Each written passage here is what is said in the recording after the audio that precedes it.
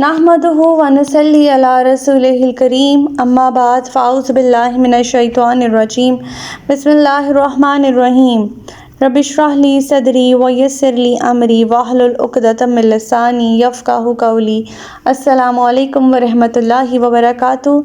सिरातुल मुस्तक़ीम में आप सबको खुशामदीद। पिछले सबक में हम लोगों ने पढ़ा वो वाक़या जब एक सुर्ख रंग की चादर, रुईदार चादर जो है वो माल गनीमत से गुम हो गई और कुछ लोगों का ख़्याल था कि ये शायद रसूलुल्लाह सल्लल्लाहु अलैहि वसल्लम ने ख़ुद अपने लिए रख ली हो। इस बात के जवाब में अल्लाह ताला फरमाते हैं कि ये बात नबी के शान शान नहीं है कि वो ख़यानत करे, और जो शख्स ख़यानत करेगा अल्लाह ताला क़यामत के दिन ख़यानत समेत अपने सामने इसको हाज़िर करेगा और उसे जज़ा देगा जो इसने कमाई की होगी। अल्लाह ताला उसे उसका पूरा बदला दिया जाएगा और किसी पर जुल्म नहीं किया जाएगा। फिर अल्लाह ताला फरमाते हैं कि दो लोग हैं, एक वो जो अल्लाह ताला की रज़ा के लिए लड़े हैं और एक वो जो कि अल्लाह के ग़ज़ब में गिरफ़्तार हैं। ये दो ग्रोह आपस में कभी भी बराबर नहीं हो सकते, क्योंकि जो ग्रोह अल्लाह के ग़ज़ब में गिरफ़्तार है उसका ठिकाना जहन्नुम है और जहन्नुम बहुत ही बुरा ठिकाना है। फिर अल्लाह ताला फरमाते हैं कि अल्लाह ताला के नज़दीक लोगों के मुख्तलिफ़ दर्जात हैं जो कि अल्लाह ताला ने उनके अमल की बेसिस पे बनाए हैं। हर शख्स जो अमल करेगा उस बेसिस पे उसके दर्जात इस तरह से बनते जाएंगे अल्लाह ताला के नज़दीक, और अल्लाह ताला खूब देख रहा है इन्हें। फिर अल्लाह ताला फरमाते हैं कि ये अल्लाह का एहसान है मोमिनीन पर कि नबी पाक सल्लल्लाहु अलैहि वसल्लम को उन पर मबऊस किया गया, जो कि इन लोगों को अल्लाह ताला की आयत पढ़ के सुनाते हैं, जिसकी वजह से इनका तज़किया नफ्स करते हैं, इन्हें पाक करते हैं और इन्हें किताबुल हिकमत की तालीम सिखाते हैं। और उससे पहले ये लोग गुमराही में थे, इस्लाम की दौलत ने इन्हें आके गुमराही की तारीकियों से निकाल कर इस्लाम की रोशनी की तरफ उजागर कर दिया। फिर अल्लाह ताला फरमाते हैं कि तुम लोग अभी बहुत चीख रहे हो कि हम पे मुसीबत आ गई। ग़ज़वा उहद में जब उन्हें शिकस्त से दो चार होना पड़ा, अल्लाह ताला फरमाते हैं कि मैदान बदर की जंग में तो तुम लोग मुशरिकीन को इससे दुगना नुकसान पहुंचा चुके हो। ये अल्लाह ताला के हाथ में होता है। अल्लाह ताला किसी को फ़तह दे सकता है, किसी को भी शिकस्त दे सकता है, और ये मुसीबत जो तुम लोगों पर अब उहद में आई है ये तुम्हारे अपने हाथों की कमाई है। और उसमें हमने पढ़ा था कि वो उन्होंने बुज़दिली दिखाई थी, आपस में इख्तलाफ किया था, नबी पाक सल्लल्लाहु अलैहि वसल्लम की नाफरमानी की थी। ये सब असबाब थे जिसकी वजह से उन्हें शिकस्त से दो चार होना पड़ा। हमारी आज की आयत नंबर 166 से लेकर आयत नंबर 170 तक है। तो आज का सबक शुरू करते हैं। बिस्मिल्लाहिर्रहमानिर्रहीम। वमा असाबकुम यौमल तक़ल जमआनी फ़बिइज़्निल्लाहि वलियअलमल मुमिनीन। और जिस दिन दोनों लश्करों में मुठभेड़ हुई और तुम्हें जो मुसीबत पहुंची वो अल्लाह के हुक्म से थी, और इसलिए भी कि अल्लाह मोमिनों को देख ले, यानी अल्लाह ताला मोमिनीन की आजमाइश कर ले कि उनमें से कौन पुख्ता ईमान वाला है, और फिर अल्लाह ताला उनका तज़किया नफ्स कर ले। वो जो नफाक और वो जो माल और दौलत की हिर्स थी अल्लाह ताला उन्हें पाक कर दे और उनकी आजमाइश भी कर ले, एक तरह से उन्हें छांट ले उन मोमिनीन से कि जो पक्के खालिस्तन मोमिनीन हैं और जो अभी थोड़े से कमज़ोर दिल मोमिनीन हैं उनमें। आयत नंबर 167। वलियअलमल्लज़ीना नफ़क़ू वक़ीला लहुम तालू क़ातिलू फ़ी सबिलिल्लाहि अविदफ़उ क़ालू लौ नअलमु क़ितालन लत्तबअनकुम हुम लिलकुफ़्रि यौमइज़िन अक़रबु मिनहुम लिलईमानि यक़ूलूना बिअफ़वाहिहिम मा लैसा फ़ी क़ुलूबिहिम वल्लाहु अअलमु बिमा यक्तुमून। और मुनाफ़िकों को भी, और जब ये इनसे कहा गया कि अल्लाह की राह में जहाद करो या कम अज़ कम शहर मदीना का दिफा ही करो, तो कहने लगे अगर हम लड़ना जानते होते तो ज़रूर तुम्हारी पैरवी करते। इस रोज़ वो ईमान की निस्बत कुफ्र से ज़्यादा करीब थे। वो अपनी ज़ुबानों से ऐसी बातें कहते थे जो इनके दिलों में नहीं होती, हालांकि वो जो कुछ छुपाते हैं अल्लाह इन्हें खूब जानता है। पिछली आयत में अल्लाह ताला ने मोमिनीन की बात की कि उन्हें देख ले, उन्हें आजमाइश कर ले, उन्हें छांट ले, और मुनाफिकीन को भी छांट ले। اس آیت کا مطلب یہ ہے کہ اللہ تعالیٰ ایسی صورتحال پیدا کر لے جس سے دوسروں کو ان باتوں کا علم ہو جائے کہ ان کے دلوں میں نفاق کی بیماری ہے، یہ تمہارے کسی طرح سے ساتھی نہیں ہو سکتے، ان کا پول کھل کے صاحب ایمان لوگوں کے سامنے آ جائے۔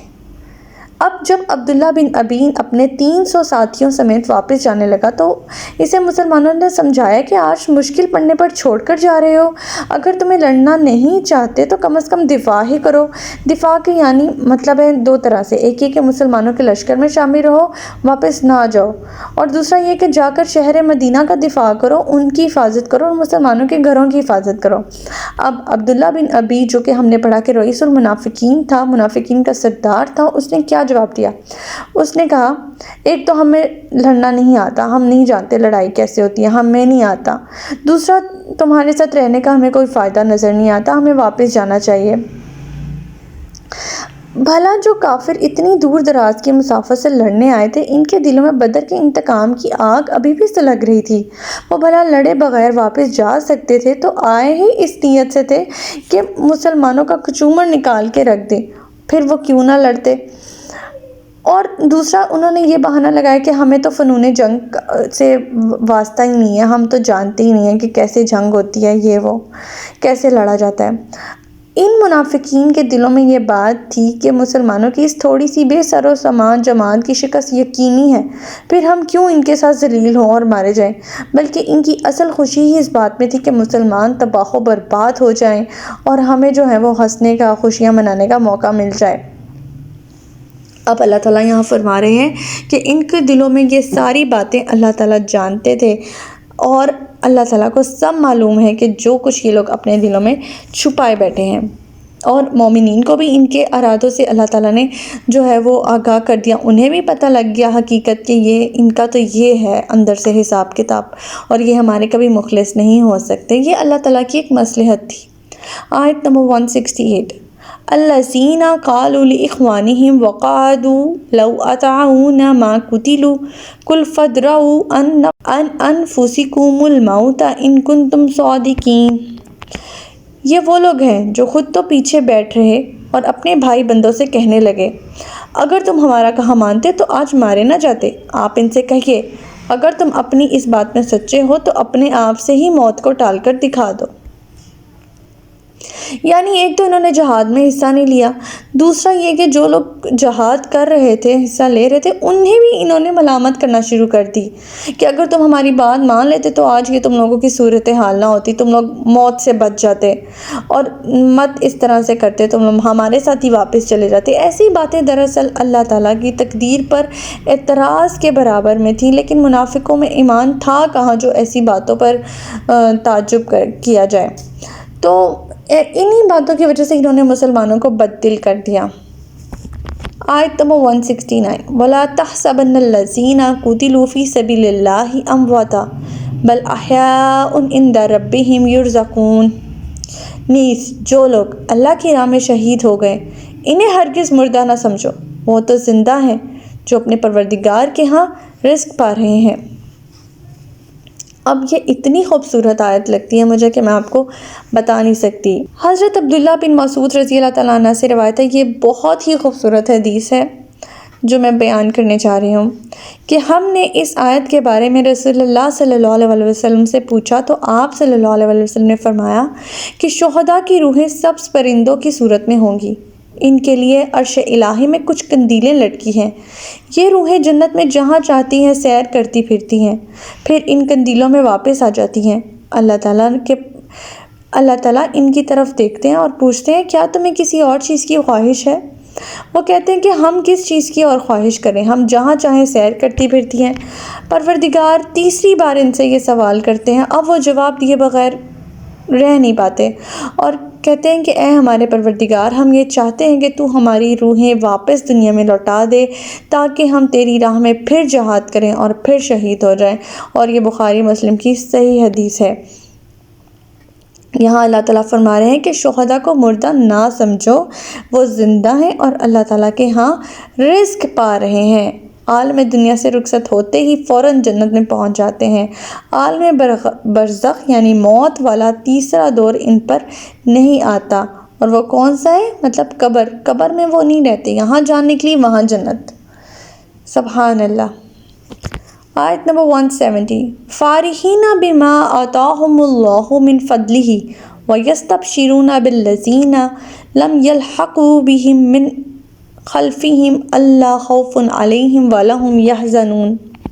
اور جو کچھ اللہ کا ان پر فضل ہو رہا ہے اس سے وہ بہت خوش ہیں، اور ان لوگوں سے بھی خوش ہوتے ہیں جو ان کے پیچھے اور ابھی تک شہید ہو کر ان سے ملنے نہیں، انہیں یہ کچھ نہ خوف ہوگا نہ وہ غمزدہ ہوں گے۔ یعنی وہ اس بات پر بھی خوش ہو رہے ہوتے ہیں، انہیں یہ معلوم ہوتا ہے کہ ان کے پیچھے جو ہے مزید جو ہے وہ شہید ہو کر ان سے ملنے آ رہے ہیں، اور وہ اس بات پر بہت خوش ہوتے ہیں کہ اللہ تعالیٰ ان پہ فضل کر رہے ہیں، اور وہ مطلب انتظار میں بھی رہتے ہیں ان لوگوں کا جو ان کے پیچھے یعنی ان کے بعد شہید ہو کر جنت میں جائیں گے ان کے ساتھ، نہ انہیں کوئی خوف ہوگا اور نہ وہ غمزدہ ہوں گے۔ اللہ تعالیٰ ہمیں بھی شہادت کے مرتبے سے فائز فرمائے۔ شہادت کا مطلب جو ہے وہ یہ ہے کہ آپ نے دین کی خاطر، دین کی سربلندی کے لیے اگر آپ شہید ہو گئے ہیں تو آپ جو ہے وہ شہید ہیں۔ ضروری نہیں ہے کہ آپ نے میدان جنگ میں ہی شہید ہونا ہے تو وہ ہونا ہے، آپ اللہ کی راہ میں جہاد، زبان سے جہاد، قلم سے جہاد، کسی طرح بھی جہاد کر رہے ہیں اور آپ کی موت واقع ہو جاتی ہے تو آپ شہید ہیں۔ اللہ تعالیٰ ہمیں بھی شہداء میں سے کرے، آمین ثم آمین۔ تو ہمارا آج کا سبق یہیں تک تھا۔ اللہ تعالیٰ سے دعا ہے کہ اللہ تعالیٰ ہمیں قرآن پاک کی تعلیمات پر عمل پیرا ہونے کی توفیق عطا فرمائے۔ اللہ پاک ہمیں ہدایت دے کہ جس کے بعد گمراہی نہ ہو۔ ربنا لا تزغ قلوبنا بعد اذ ہدیتنا وہب لنا من لدنک رحمۃ انک انت الوہاب۔ سبحانک اللہم وبحمدک استغفرک واتوب الیک۔ السلام علیکم ورحمۃ اللہ وبرکاتہ۔